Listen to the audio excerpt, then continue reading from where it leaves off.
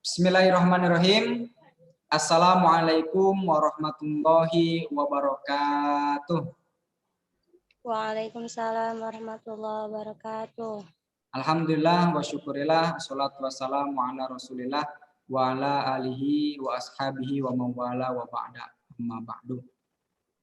Baik, perkenalkan saya Akbar Miftahur Romdon dan teman saya Sarah Fakhrunisa. Kami mahasiswa STAI Dr. KZ Muttaqin Purwakarta dari kelompok 7 akan memaparkan penelitian lapangan dengan judul Analisis Problema dan Jiwa Keagamaan pada mata kuliah Psikologi Agama yang diampu oleh Bapak Siswanto SPDI MSOS.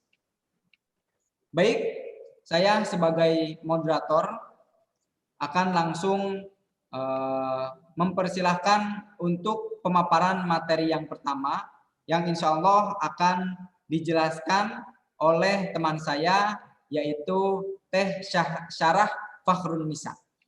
Mangga kepada Teh Sarah Fakhrunisa saya persilahkan. Mangga silakan Teh Sarah. Baik, terima kasih kepada moderator yaitu Kang Akbar Miftahur Romdon yang telah memberikan waktunya.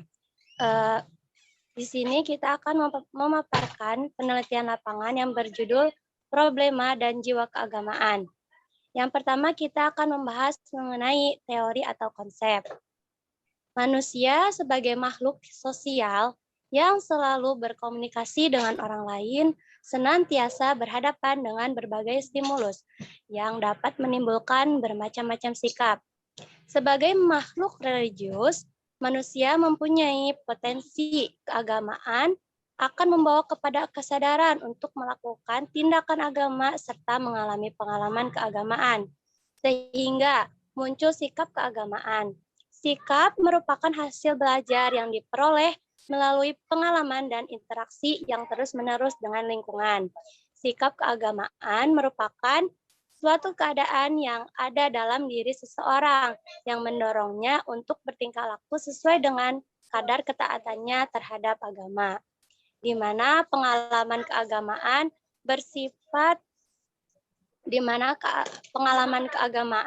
bersifat pribadi, individual experience, dan unik-unik, artinya pengalaman keagamaan yang dialami masing-masing orang-orang adalah berbeda-beda. Sedangkan kelakuan keagamaan secara teologis adalah timbul daripada adanya kepercayaan kepada Tuhan sebagai rahmat Tuhan kepada manusia, sehingga aspek mental yang tercermin dalam niat yang ikhlas menyatu dengan kelakuan keagamaan itu dan terwujud dalam satu penampilan manusia yang bertakwa kepada Tuhan. Itu adalah teori atau konsep. Selanjutnya yaitu sikap dan pola tingkah laku. Sikap dipandang sebagai seperangkat reaksi-reaksi afektif terhadap objek tertentu berdasarkan hasil penalaran, pemahaman, dan penghayatan individu. Sikap terbentuk dari hasil belajar dan pengalaman seseorang dan bukan sebagai pengaruh bawaan seseorang, serta tergantung pada objek tertentu. Menurut Profesor Dr. Ma'rad, telah dihimpun beberapa pengertian mengenai sikap, rumusan umum terhadap sikap. Yang pertama, sikap merupakan hasil belajar yang diperoleh melalui pengalaman dan interaksi yang terus-menerus dengan lingkungan. Yang kedua, sikap selalu dihubungkan dengan objek seperti manusia, wawasan, peristiwa, tumpuan, atau ide. Yang selanjutnya, sikap diperoleh dalam berinteraksi dengan manusia lain, baik di rumah, di sekolah, tempat ibadah, ataupun tempat lainnya melalui nasihat, teladan, atau percakapan. Yang terakhir, sikap sebagai wujud dan kesiapan untuk bertindak dengan cara-cara tertentu terhadap objek. Dari uraian tersebut dapat dipahami bahwa sikap merupakan predisposisi untuk bertindak senang atau tidak senang terhadap objek tertentu yang mencakup komponen kognisi, afeksi, dan konasi. Dengan demikian, sikap merupakan interaksi dari komponen-komponen tersebut secara kompleks.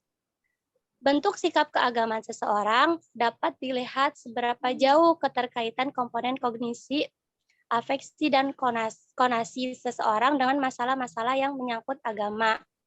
Hubungan tersebut jelasnya tidak ditentukan oleh hubungan sesaat, melainkan sebagai hubungan proses sebab pembentukan sikap melalui hasil belajar dan interaksi dan pengalaman.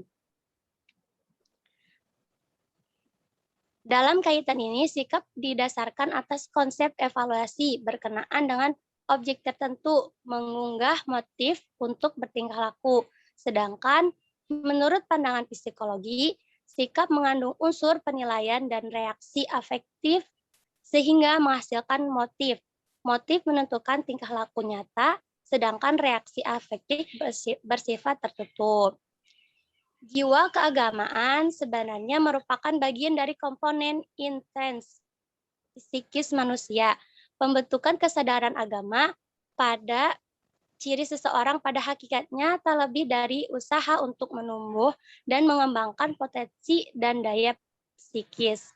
Salah satu cabang psikologi yang pada umumnya dianggap mempunyai ikatan erat dengan agama adalah yang disebut penelitian kejiwaan.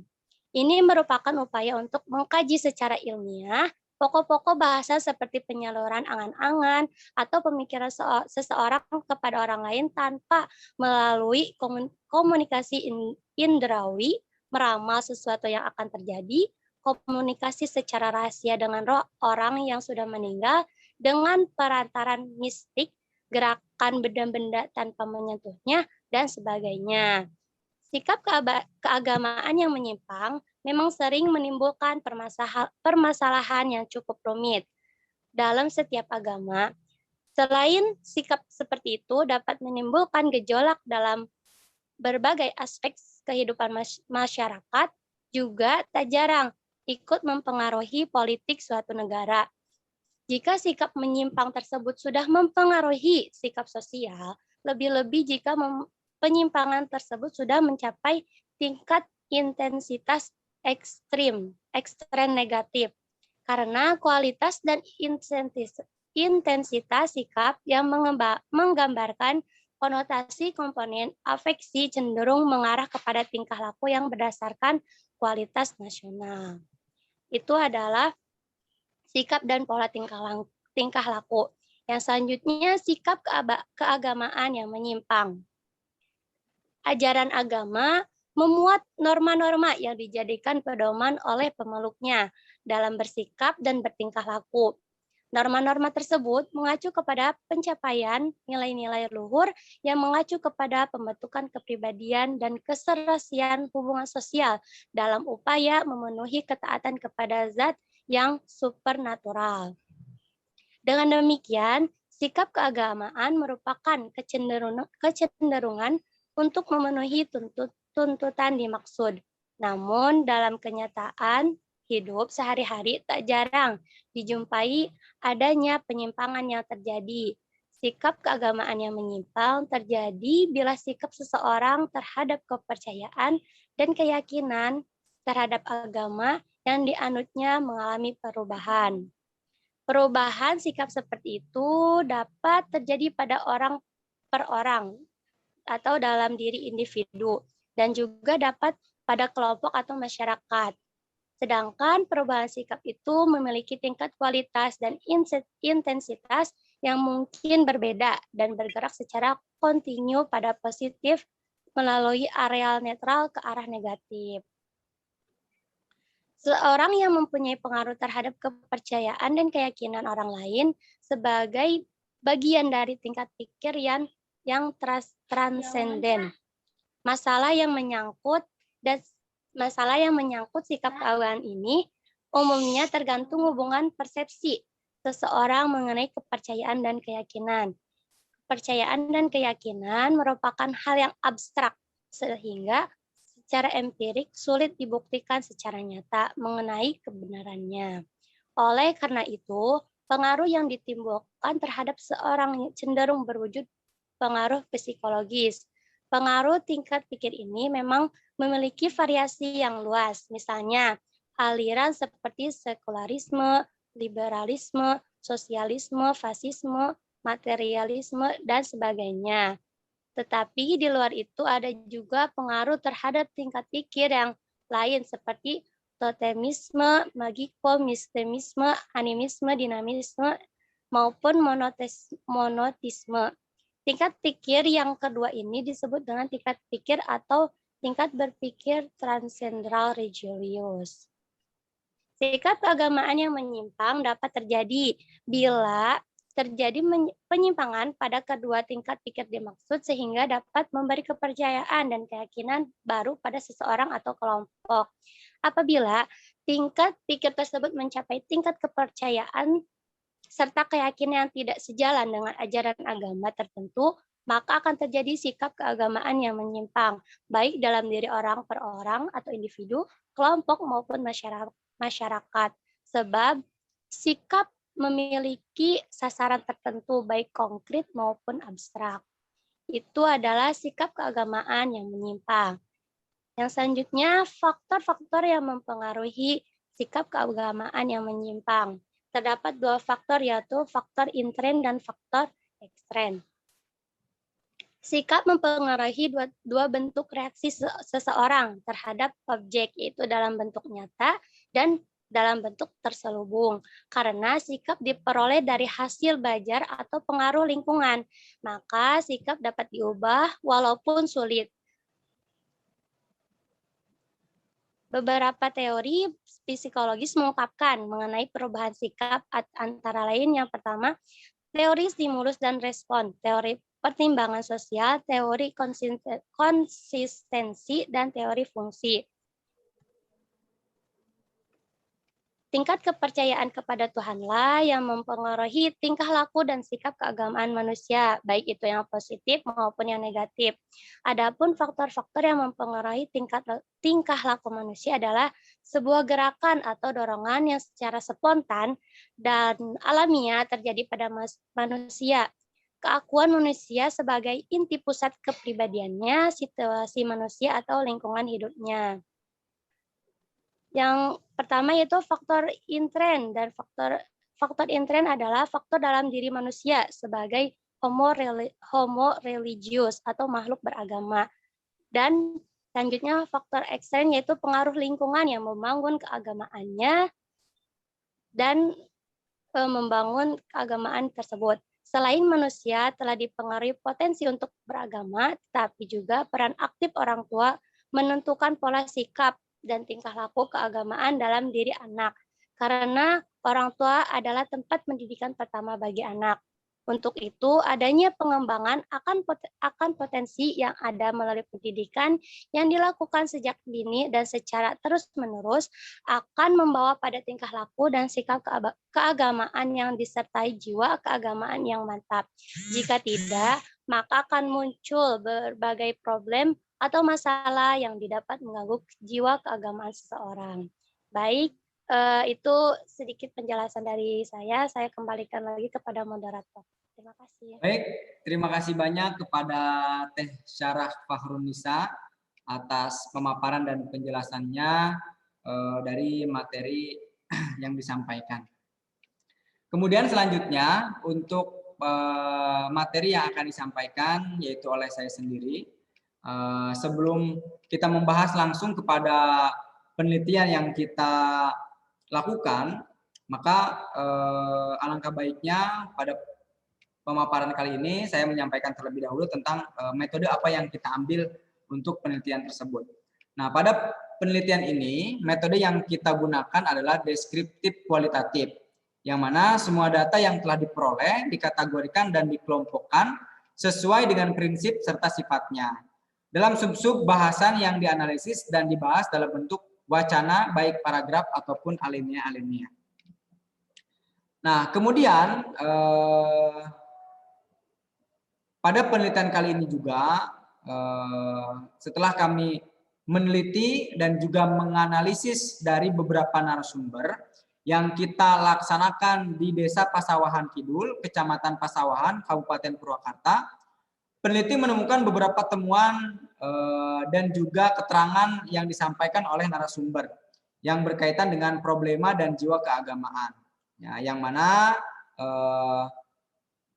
ini terjadi di Desa Pasawahan Kidul, Kecamatan Pasawahan, Kabupaten Purwakarta. Dan juga terjadi pada bangsa ini umumnya. Hampir rata-rata narasumber mengemukakan pendapat dan juga argumen yang sama. Nah, di antaranya meliputi yang pertama yaitu problema sikap keagamaan dan pola tingkah laku. Perjalanan keagamaan bangsa Indonesia ini, ya, bahkan agama Islam sendiri tidak semulus dan seenak yang dirasakan sekarang. Banyak ujian dan rintangan yang terjadi dan dihadapi umat Muslim. Bahkan sampai saat ini, dalam era globalisasi dan modernisasi, yang dialami oleh umat Islam tentunya harus mampu menyesuaikan dengan perkembangan zaman. Terkikisnya mental, adat, istiadat, bahkan jiwa agamis seseorang atau seorang Muslim sudah tidak heran terjadi di mana-mana. Bahkan semua itu sudah menjalar ke pelosok-pelosok desa. Yang mana sedikit banyaknya berpengaruh terhadap kebiasaan anak muda dan remaja. Nah, banyak di antara mereka yang terlena dengan perkembangan zaman, dibuai oleh asiknya gawai dan media elektronik, sehingga melalaikan mereka untuk menjalankan ibadah dan kegiatan keagamaan. Seperti yang dikutip dari salah satu narasumber, ya, yang kita tanyakan berkaitan dengan problema sikap keagamaan yang terjadi di Desa Pasawahan Kidul, Kecamatan Pasawahan, Kabupaten Purwakarta, yang mana beliau memaparkan banyaknya anak muda dan remaja yang kurang peduli dan bahkan lalai terhadap kegiatan ibadah dan kegiatan keagamaan. Berapa dari kita mungkin tahu dan menyadari bagaimana sangat membantunya perkembangan zaman dan teknologi pada era globalisasi. Namun beberapa orang terlena dan lalai dengan perkembangan zaman, khususnya berpengaruh dalam kegiatan peribadatan seperti yang terjadi pada anak muda di Desa Pasawahan Kidul, Kecamatan Pasawahan, Kabupaten Purwakarta. Timbulnya rasa kurang peduli dan acuh tak acuh menjadi dasar dari pengaruh keterlenaan dari perkembangan zaman dan teknologi. Kemudian selanjutnya, sikap keagamaan yang menyimpang di Desa Pasawahan Kidul, Kecamatan Pasawahan, Kabupaten Purwakarta. Sebagaimana yang kita ketahui dalam pembahasan sebelumnya, bahwasanya dari sikap keagamaan dan pola tingkah laku yang terjadi di Desa Pasawahan Kidul, Kecamatan Pasawahan, Kabupaten Purwakarta, tidak terjadi penyimpangan dalam hal keagamaan atau jiwa keagamaan dari individu warga desa tersebut. Hanya saja memang beberapa remaja kurang peduli terhadap kegiatan peribadatan dan keagamaan yang berlangsung selama ini. Seperti yang dikutip dari salah satu narasumber yang ditemui di Desa Pasawahan Kidul, Kecamatan Pasawahan, Kabupaten Purwakarta, yang mana beliau menyebutkan tidak ada penyimpangan yang terjadi di desa tersebut. Dan selama ini banyak warga di sana yang antusias dan aktif dalam melangsungkan kegiatan keagamaan. Seperti itu. Nah, kemudian untuk selanjutnya yaitu kesimpulan dalam penelitian yang kita laksanakan di Desa Pasawahan Kidul, Kecamatan Pasawahan, Kabupaten Purwakarta. Pada akhirnya, peneliti menyimpulkan dalam analisis yang dilakukan di Desa Pasawahan Kidul, Kecamatan Pasawahan, Kabupaten Purwakarta, tentang problema dan jiwa keagamaan yang terjadi di desa tersebut. Bahwasanya banyak dari warga di desa tersebut yang masih sangat aktif berpartisipasi dan berantusias dalam melaksanakan kegiatan keagamaan seperti pengajian rutinan, majelis taklim, dan perayaan-perayaan hari-hari besar Islam. Akan tetapi, beberapa remaja dan anak muda di desa tersebut masih kurang peduli. Yang mana disebabkan oleh terlenanya mereka dengan gawai dan pergaulan era globalisasi dan juga modernisasi saat ini. Kemudian peneliti memberi saran kepada peneliti yang akan mengembangkan penelitian selanjutnya agar dapat lebih maksimal dan dapat mengembangkan secara terperinci dan lebih menyeluruh. Kami ucapkan juga terima kasih banyak kepada Bapak Siswanto, SPDI MPD MSOS, selaku dosen pengampu mata kuliah Psikologi Agama yang telah memberikan kesempatan kepada kami untuk melaksanakan penelitian ini. Kami ucapkan juga terima kasih kepada pemerintah Desa Pasawahan Kidul, Kecamatan Pasawahan, yang memberikan kami izin untuk bisa melaksanakan peneliti di Desa Pasawahan Kidul. Kami berharap semoga penelitian ini bisa menjadi rujukan dan jawaban atas permasalahan yang terjadi. Mungkin ini yang bisa kami sampaikan dari kelompok 7. Ya, mudah-mudahan apa yang kita sampaikan menjadi ilmu bagi siapapun yang mendengar dan yang menyimak penjelasan dari kami. Nah, mudah-mudahan penelitian ini juga seperti yang tadi disampaikan bisa menjadi rujukan dan jawaban atas permasalahan yang terjadi khususnya di Desa Pasawahan Kidul, Kecamatan Pasawahan, Kabupaten Purwakarta, dan umumnya di seluruh Indonesia. Sekali lagi kami ucapkan terima kasih banyak kepada Bapak dosen pengampu mata kuliah Psikologi Agama, yaitu Bapak Siswanto, SPDI MSOS, yang telah memberikan kami kesempatan dan juga pengalaman yang sangat luar biasa, sehingga kami mendapatkan banyak pelajaran dan juga input dari apa yang kami lakukan melalui penelitian ini. Kurang lebihnya kami ucapkan mohon maaf yang sebesar-besarnya apabila masih sangat banyak sekali kekurangan dengan keterbatasan ilmu dan juga kemampuan kami. Semua yang kami lakukan mudah-mudahan bisa menjadi ibadah dan amal kebaikan untuk kami, untuk seluruh mahasiswa dan juga Bapak dosen. Semua kesalahan pasti dari kami khususnya, dan kebenaran yang kami lakukan semata-mata dari Allah Subhanahu wa Ta'ala. Terima kasih banyak kami ucapkan. Billahi taufiq wal hidayah. Kami pamit mohon undur diri. Wassalamualaikum warahmatullahi wabarakatuh. Waalaikumsalam warahmatullahi wabarakatuh.